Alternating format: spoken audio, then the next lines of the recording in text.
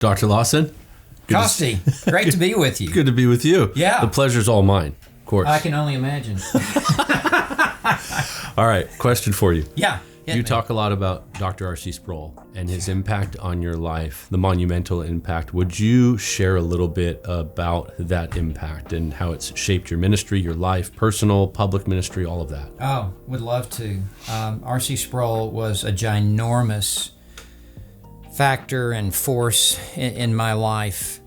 It really began with reading The Holiness of God, which was a wake-up call for me. Maybe a lot of the young ministers that will be watching this, they may not have even been born at that time. But for me, it was in real time. He wrote the book. I read the book on the holiness of God, and I went immediately to go study under him. And what he wrote about the holiness of God was very, very transformative. It wasn't the first time I'd heard about the holiness of God, but he had a way of expressing this, and there was a sobriety about it that was very healthy for me. And I could tell he was taking God very seriously, and that the fear of the Lord accompanies understanding the Holy One. And so it really began there with an elevated view of the flawless perfection, the transcendence, the majesty, the splendor of God. As he taught me, that's really the primary meaning of the holiness. And then secondly, out of that he's morally perfect, that he is without any blemish of sin. Everything that he does is perfect and is right. So that's been a dominant influence upon me. And then in class, he really provided the polish that I needed. I had some Bible knowledge, but the way that I would use that Bible knowledge really needed some pruning and some polishing, and he provided that for me. And for whatever reason, he took an interest in me.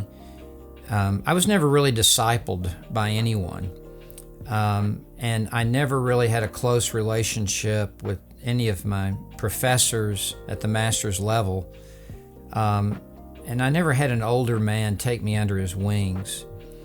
And so R.C. was the first man who really kind of like knew my name and who allowed me into his inner circle and into his private area. And what he provided for me was everything that my parents and high school teachers had tried to get into me that I just didn't want to hear, and that's the use of the English language. Costi, you were an athlete, and I was an athlete, and I just wanted to play ball. That was my life, and others, responded to that, and that was my identity. And I didn't want to study English when I was in high school, and I went to a very well-established high school. I had a world-class English teacher, and I just blew my opportunity to learn. I went to college. I was a finance major. I never even took an English class in college. And I went to law school for a period of time, and R.C. was the first person who, whatever he was selling, I'm buying. And he conveyed the importance of speaking and writing well. And in a way that I would stand in the pulpit and use synonyms, use so many different manners of expression that I needed to incorporate into my life and into my ministry. And so he taught me not just what to say, but how to say it. And how to say it was so important. Two different preachers can preach the same truth, but one will know how to convey that much better for the listener to understand it. You can have warehouses full of the knowledge of the truth, but if there's no distribution, if there's no way to get it out to the buyer, what good is it to have that knowledge in the warehouse?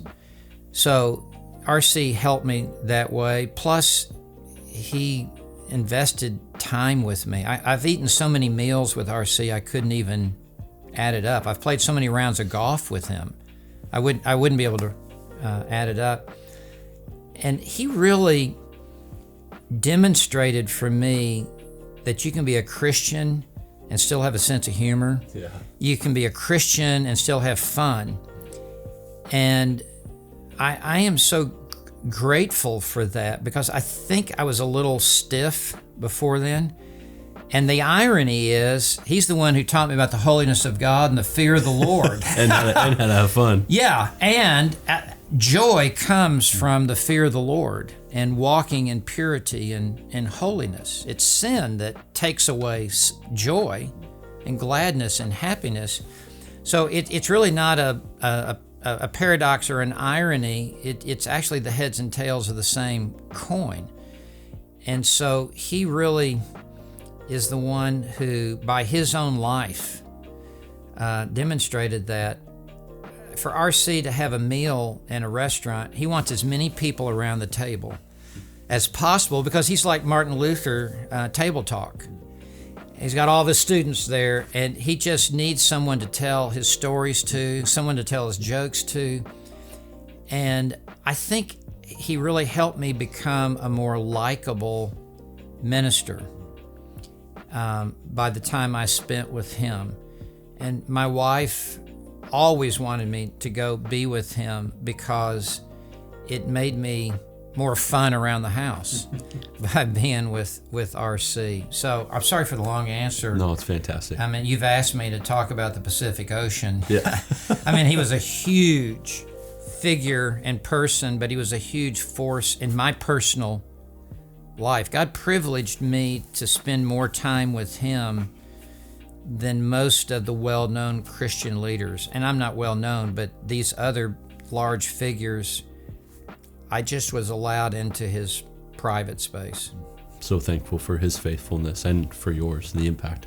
Yeah, he's the one man I think most responsible for the resurgence of Reformed theology, taking it out of the ivory tower and bringing it down to laymen because of his unique ability to speak in a way that is easily understood, yet it's profound. But he made it accessible to the average person. He didn't talk over people's heads.